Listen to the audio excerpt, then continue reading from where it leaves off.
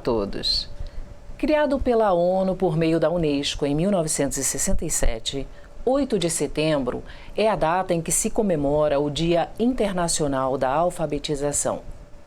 A data tem como objetivo ressaltar a importância da alfabetização para o desenvolvimento social e econômico mundial.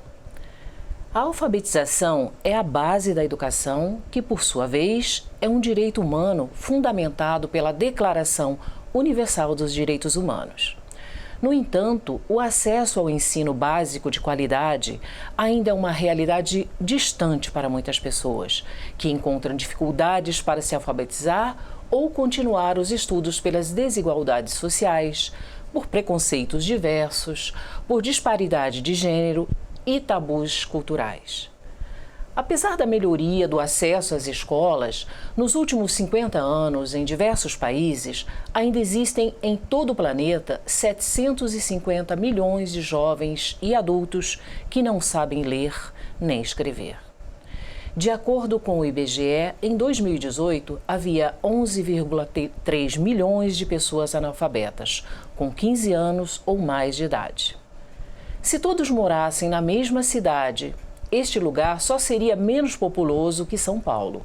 A capital paulista tem população estimada de 12,2 milhões. Nesse contingente, 2 de cada 3 pessoas que não sabem ler são mulheres. A taxa do chamado analfabetismo absoluto no Brasil é de 6,8%. O programa feminino de AZ entrevista hoje a professora, alfabetizadora e coordenadora do MOVA de São Carlos, São Paulo. Ela cursou Magistério Diocesano 1999, Licenciatura e Bacharelado em Ciências Biológicas Unicep 2008, especialista em Educação de Pessoas Adultas EJA UFSCar 2011, especialista em Educação Ambiental e Recursos Hídricos USP 2013, mestra em Educação pela Universidade Estadual Paulista, Unesp 2017, doutoranda em Educação pela Universidade Federal de São Carlos, UFSCar 2017. Bem-vinda, professora Maria Alice Zacarias. Muito obrigada pelo convite. Maria Alice, nos fale de forma resumida um pouco da sua trajetória até você se tornar coordenadora do MOVA. Então, a minha trajetória, né, ela é bem longa, né, eu diria, porque tudo iniciou na minha vida, né, a partir do momento, né, que eu decido sair da lavoura, né, que eu decido sair da roça, né, porque eu trabalhei, né, alguns anos, né, da minha vida no corte de cana. E foi nesse momento, né, que eu fui vendo e fui percebendo, né, a relevância do conhecimento, né, do estudo, porque estar atuando no campo, né, e na colheita de cana-de-açúcar é um trabalho muito árduo, então exige-se muito esforço físico. E naquele momento eu fui percebendo que não era aquilo, né, que eu queria para a minha vida. Em que momento você viu possibilidades de mudança em sua vida e o que te motivou? A emoção é forte, sim, mas é uma oportunidade de você levar até outras mulheres que passaram e passam ainda pela mesma situação que você passou. Sim. É realmente muito difícil, né, a gente voltar ao passado e retomar, né, as nossas lembranças, né, principalmente, né, quando elas estão permeadas, né, de sofrimento, né, e de luta, né, principalmente porque nós, né, mulheres negras, né, nós sofremos, né, um impacto, né, do preconceito, né, constantemente, né, e diariamente. E como fazer com que esse impacto, né, que nós sofremos, né, não nos roube, né, vou usar esse termo, não nos roube a chance, né, e a possibilidade de lutar pensando numa superação, porque nós somos pessoas capazes, né, não é a cor, né, da nossa pele, né, que define o local onde nós devemos estar, né? Porque nós temos os mesmos direitos, né, de qualquer outra pessoa. Então, eu fui percebendo, né, que a gente não pode deixar, né, o nosso sonho morrer, né? A gente precisa continuar lutando e acreditando naquilo que realmente importa. Então, desde o começo assim, da minha vida escolar, né, eu fui tentando articular, né, todo o conhecimento, né, que eu fui aprendendo nesses espaços escolares, na academia, né, com a minha própria história de vida e com as minhas raízes. Porque não adianta, penso eu, né, eu ter todo o conhecimento do mundo, todo o conhecimento científico, cultural, histórico produzido pela humanidade, se eu, né, não olhar para o meu contexto e olhar para as pessoas, né, que estão ao meu redor, né? Porque é necessário, né, fazer a diferença, né, na vida das pessoas, porque senão não faz sentido a vida, né? Eu não posso pensar num bem, né, e se as outras pessoas também não podem ter acesso a esse bem. O que é o MOVA? Quando surgiu e onde funciona? Então, o MOVA, ele surgiu, né, em 1989, né, em São Paulo, né, por iniciativa, né, de um grupo de professores, né, e nessa época, né, Paulo Freire ele estava à frente da Secretaria Municipal de Educação no estado de São Paulo. Então, ele surge lá, né, e posteriormente ele vai, né, se deslocando, né, nos outros municípios, né, e 11 estados, né, do Brasil. Em São Carlos, né, ele começa a ser pensado em 2001 e é implantado em 2002, né, e a partir daí, né, ele se desenvolve então na nossa cidade, né, com apoio, né, da Universidade Federal de São Carlos, né, professores da rede municipal. Nós tivemos aí na coordenação do MOVA a professora Leila Mendonça, a professora Joyce Trix, né, que ela era coordenadora da EJA, e nessa época, nesse período, né, nós chegamos a ter, né, 100 salas, né, de alfabetização, né, em São Carlos. Então foi um movimento, né, muito importante, né, e hoje eu estou à frente, né, da coordenação, mas também não posso desconsiderar todo esse trabalho, né, que as pessoas, né, estão fazendo, né, porque a gente sabe que o contexto histórico da educação de pessoas jovens e adultas, né, é sempre à margem, né, de todo o processo.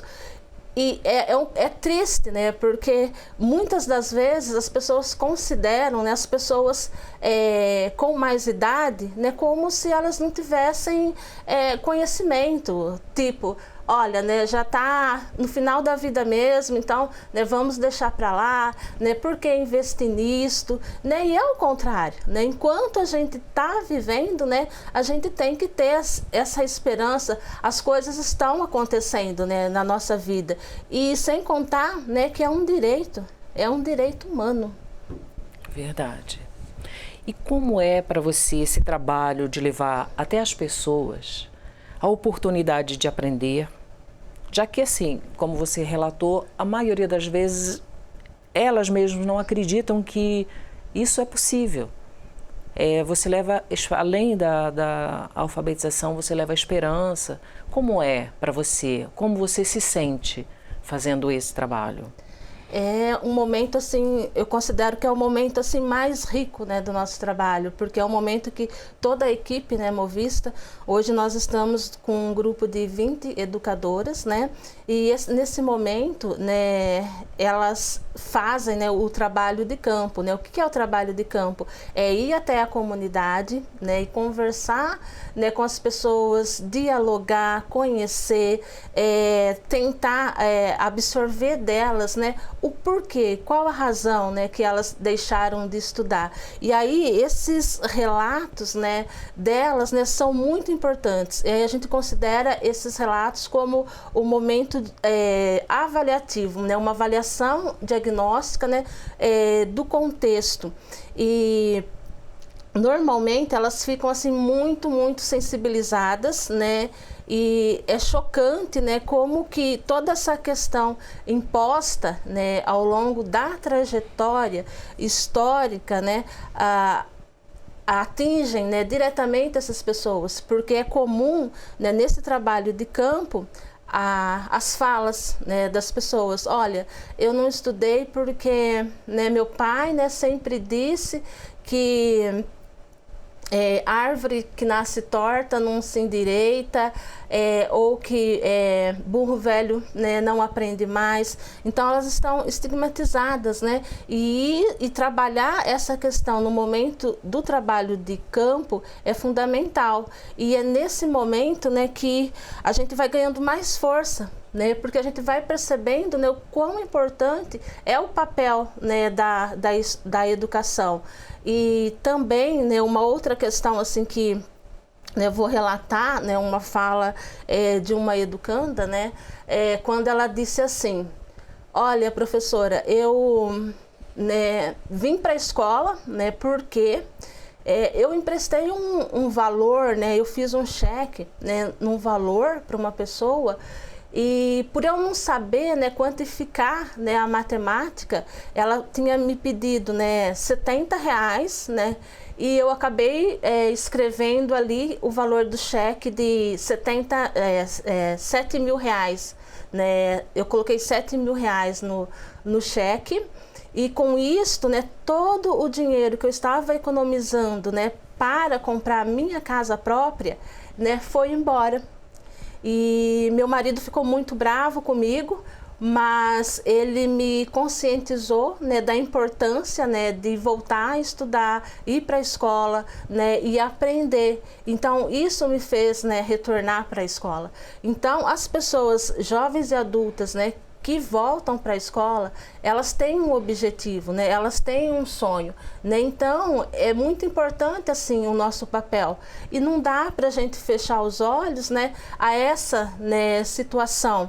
E com o desenvolvimento da tecnologia, né, o uso de caixas eletrônicos, aplicativos dos celulares, né, as pessoas que não sabem ler e escrever, elas ficam mais marginalizadas, né, ainda, né, embora elas tenham todo o conhecimento que a gente chama o conhecimento prático, né, que é o conhecimento da vida toda delas, né, porque se elas viveram até agora, né, neste mundo, é porque elas sabem, né, alguma coisa, mas, né, precisa ter esse conhecimento, né, dos conteúdos, né, científicos também, dos conteúdos escolares. Então a educação é algo fundamental, né, na vida de qualquer pessoa, em qualquer fase da vida, porque a aprendizagem, né, se dá a todo momento enquanto nós estamos vivos, né? Hoje eu estou aqui com você, né, eu estou aprendendo, né? É um momento também de aprendizagem para mim, então a gente aprende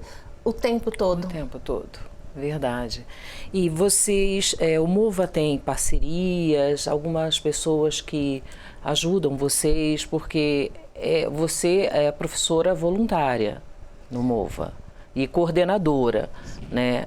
Como funciona isso? Sim, o movimento de alfabetização de jovens e adultos, né, como eu iniciei, né, a minha fala, ele tem 20 pessoas voluntárias, né, que atuam, né, no MOVA. E nós também contamos com a ajuda de parceiros, né? Ele tem um vínculo, né, com a Prefeitura, a Secretaria de Educação, né, da Prefeitura Municipal de São Carlos. Nós estamos associados também com a Acorde, né, que é a entidade responsável, né, por passar um valor que é cedido pela Prefeitura Municipal, que a gente chama de Bolsa Auxílio, né, para transporte, alimentação e deslocamento, né, dos professores, né, porque nós temos núcleos de alfabetização em áreas rurais, né, e áreas urbanas do município, né, e grande periferia. Hoje nós estamos com 24 núcleos, né, de alfabetização e atendemos aí aproximadamente 300 pessoas que estão aí nesse processo de alfabetização. Temos a parceria com a Associação Aprender, né, que nos ajuda na rede de solidariedade, né, porque nós também não podemos, né, esquecer que as mesmas pessoas, né, que estão nesse processo de alfabetização são as mesmas pessoas que são diretamente impactadas por questões, né, sociais. Então, nós temos na questão da formação, nós temos a parceria com o NIASE, né, que é um grupo de pesquisa da UFSCar, né, que sempre nos apoia nas formações, né, dos professores, porque a gente precisa estar se formando, né, o tempo todo. E coletivamente, né, nós participamos também da Rede Nacional do Café com Paulo Freire, onde nós estudamos, né, a obra do Paulo Freire, porque consideramos, né, ser de alta relevância, né, para a nossa proposta de alfabetização. Perfeito. E qual é a diferença entre o MOVA e outros meios de alfabetizações para jovens e adultos? Sim, o MOVA, ele nasce, né, com base na educação, né, popular. E o MOVA, ele é um movimento de alfabetização. Então, ele está, né, nos locais, né, onde a escola formal não está. Acessíveis. Acessíveis. Por exemplo, nós temos núcleos de alfabetização em áreas de assentamento, em chácaras. Então, ele faz, né, essa atuação. E, além disso, né, uma questão da diferença também é a questão dessa aproximação, né, que os professores, os educadores do MOVA fazem, né, de bater, né, de porta em porta aí nas casas e conversar com essas pessoas. Então tem essa proximidade mais direta. E a questão do horário, né, porque como o núcleo, né, ele está perto das residências, né, as pessoas podem frequentar no horário, né, mais adequado, né, para elas, né, e tudo isso é combinado, né, com o educador no momento que ele faz essa visita de campo. Olha, né, a aula começa às 19 horas, né, mas, né, por conta do trabalho eu vou conseguir chegar às 19h10, por exemplo. Tudo bem se eu chegar atrasado? Tudo bem. Olha, não vou conseguir ficar até o final, né? Posso sair mais cedo? Sim. Né? E na escola formal, né, isso já não ocorre. Não tem essa flexibilidade. Não tem essa flexibilidade. Tem o horário de entrada, o horário de saída. E uma coisa assim, importante também, né, que no movimento a gente não certifica, né? Nós não podemos, né, dar essa certificação, né? Então elas passam por um processo de alfabetização e depois elas são encaminhadas, né, para a escola, né, formal. As pessoas que desejam, né, dar continuidade, mas a nossa proposta e nosso incentivo é para que elas deem continuidade aos estimular, estudos, né? Estimular, para que elas consigam, né, conquistar o que elas desejam. Perfeito. Agora, nós estamos quase chegando ao final do nosso bate-papo. O que move você, o que move a sua busca diante da sua história em trabalhar com a alfabetização? O que move? Quando, todos os dias, quando você se levanta, o que te impulsiona para fazer esse trabalho?